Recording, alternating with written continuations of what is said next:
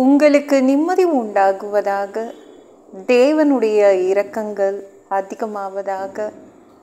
தேவன் என்ன சொல்கிறாங்கன்னா, ஏசாயா 30:21 இந்த வசனம் தான் தேவன் உங்களுக்கு கொடுக்குறாங்க. நீங்கள் வலது புறமாய் சாயும்போது இடது புறமாய் சாயும் போதும் வழி இதுவே, இதிலே நடவுங்கள் என்று உங்களுக்கு பின்னாலே சொல்லும் வார்த்தையை உங்கள் காதுகள் கேட்கும். ஏசாயா 30:21 இந்த வசனம் தான் தேவன் உங்களுக்கு கொடுக்குறாங்க. என்னங்க, இன்றைக்கி கண்ணை மூடிட்டு நடக்க வேண்டிதான், சரிங்களாங்க? நான் தடவுறேங்க, பயங்கரமான இந்த பிரச்சனை வந்ததுனால தடவிட்டுருக்கேன், இந்த வியாதி வந்ததுலேருந்து தடவிட்டுருக்கேன், என்ன செய்கிறதுனே எனக்கு புரியலன்றீங்களே. இல்லை, நீங்கள் இன்றைக்கி கண்ணை மூடிட்டு நடங்குங்க. தேவன் சொல்வார், இதுதான் வழி, இதுதான் பாதை, நீ லெஃப்டில் டேர்ன் பண்ணு, ரைட்டில் டேர்ன் பண்ணு அப்படின்னு அவர் உங்களுக்கு சொல்லுவாருங்க. இடதுபுறத்தில் சாஞ்சிடாத, வலது புறத்தில் சாஞ்சிடாத. இருட்டாக இருந்தால் கூட, உங்கள் வாழ்க்கை இருட்டாக இருந்தால் கூட, கண்ணை மூடாமலே இருட்டாக தான் இருக்குங்க என் வாழ்க்கை. எத்தனை பேர் சொல்கிறீங்க? தேவன் உங்களுக்கு இதுதான் பாதை, இதிலே நடந்தால் போதும் அப்படின்னு உங்களுக்கு சொல்லுவாங்க, சரிங்களாங்க? நீங்கள் கவலைப்பட வேண்டாம். நம்ம வீடுனா கரண்ட் இல்லைனா கூட தடவி கேண்டில் எடுத்துடலாம். நான் கரண்ட் போச்சுன்னா எப்படியோ தடவி கேண்டிலில் கண்டுபிடிச்சிருவேன். அது நம்ம வீடு இல்லை. நம்ம வீடுனா நம்மளுக்கு இதுதான் இந்த இடத்துல வச்சுருக்கோம் அப்படின்னு தெரியும். ஆனால் உங்கள் பிரச்சனைக்கு உங்களுக்கு தீர்வு தெரில. என்ன பண்ணுறது, தடவிட்டு இருக்கிறேங்க, ஒன்றுமே புரியல. இதுவா இந்த சப்ஜெக்டா, எனக்கு ஒன்றுமே புரியல, தடவிட்டுருக்கேன் அப்படின்றீங்களா?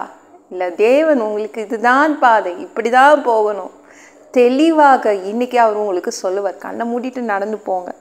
காதுகளில் நீங்கள் கேட்பீங்க, தடவ வேண்டியது இல்லை. நான் கேண்டில் தேடுறதுக்குள்ளே கொஞ்சம் கஷ்டம்தான் படுவேன், தடவி எடுப்பேன். ஆனால் தேவனுடைய குரல் கேட்கும்.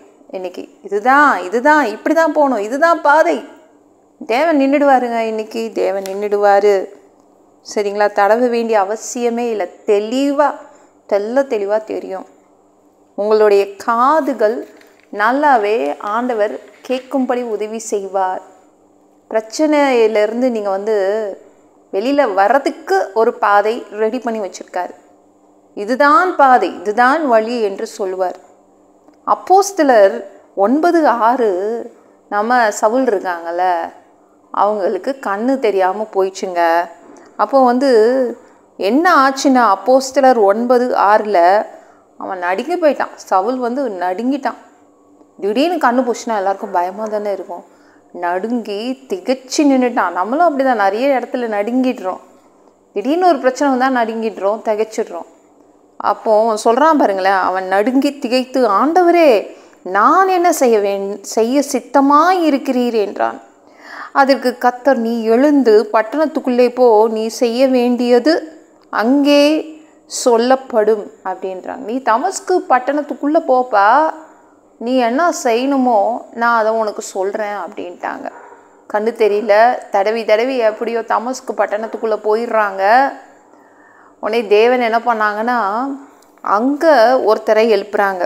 அங்கே ஒருத்தர் அனனியா என்ற ஒரு பேருள்ள அவர் நல்ல ஜெபம் பண்ணுறவர். அவர்கிட்ட போய் சொல்கிறாங்க, நீ போப்பா, இந்த அட்ரஸ் எழுதிக்கோ, இன்றைக்கி நீ நேர்த்தெருவுக்கு தான் போகிற, நீ போக வேண்டிய அட்ரஸ்ஸு நேர்த்தெரு, தமஸ்கு பட்டணம் அப்படின்னு. அங்கே போ, அவனுக்கு நீ பார்வை அடைவதற்காக ஜெபம் பண்ணணும். அடுத்தது அவன் பசுத்தாவியை பெற்றுக்கொள்ளணும், அதற்காக நீ ஜெபம் பண்ணணும் அப்படின்னு அனனியா கிட்ட சொன்னார். எவ்வளோ தெளிவாக இருக்குல்ல? இதில் ஏதாவது ஒரு குழப்படி இருக்குதா பாருங்களாங்க. எங்கே போகணும் கரெக்டாக சவுல்கிட்ட சொல்லிட்டாரு. இந்த சைடில் அனனியா கிட்ட சவுல் இருக்கிற வீடு அட்ரஸ்ஸு அதை கொடுத்துட்டாரு. அப்படி தான் நம்ம தேவன் தடவ விட மாட்டார். அவருடைய பிள்ளைங்களை தடவி திரிய விட மாட்டார், சரிங்களாங்க? நம்ம தேவன் குழப்பவாதி கிடையாது. எல்லாம் குழம்பி போங்க, எங்கேயாவது போய் முட்டிக்கோங்க அப்படின்னு விட மாட்டாருங்க.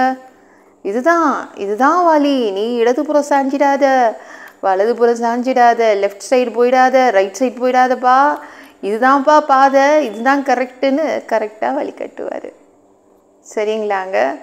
உங்களுக்கு இன்றைக்கி ஒரு சரியான ஒரு பாதை கிடைக்கும்.